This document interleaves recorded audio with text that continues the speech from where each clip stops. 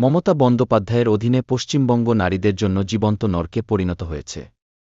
মমতা বন্দ্যোপাধ্যায় রাজ্যের অসংখ্য ধর্ষণ নারীর প্রতি কোনো সহানুভূতি বা মমতা দেখাননি, বরং তাদের দুর্দশার জন্য তাদেরকেই দায়ী করেছেন। আজ আমরা আপনাদের সামনে আরেকটি নির্লজ্জ ঘটনা নিয়ে আসছি, এবার বারাসত থেকে। হান্নান আলী, একজন প্রভাবশালী পরিবারের সদস্য, একজন কিশোরীকে তার নিজের বাড়িতেই নির্মমভাবে ধর্ষণ করেছিলেন। তিনি তাকে রক্তাক্ত অবস্থায় ফেলে রেখেছিলেন, হুমকি দিয়েছিলেন যে যদি সে ঘটনাটি জানায় তবে তার উপর অ্যাসিড ছুঁড়ে মারবে এবং তার পরিবারের সদস্যদের হত্যা করবে। হান্নান আলীর স্থানীয় ভেড়ার ব্যবসা রয়েছে এবং স্থানীয় তৃণমূল পঞ্চায়েতের খুব ঘনিষ্ঠ।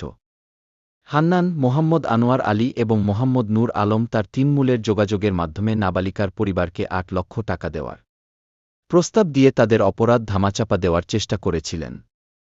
মনে হচ্ছে তার এই ধরনের আচরণের ইতিহাস রয়েছে। তৃণমূলের নৈতিক ভিত্তি কোথায়?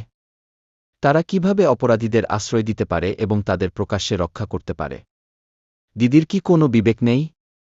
বাংলার মানুষ কতদিন এই নৃশংসতা সহ্য করবে? তাদের মেয়েদের পাশে দাঁড়িয়ে দিদিকে না বলার সময় কি আসেনি? বাংলার সুস্থতার জন্য দিদিকে বিদায় নিতে হবে। তার সময় ফুরিয়ে এসেছে।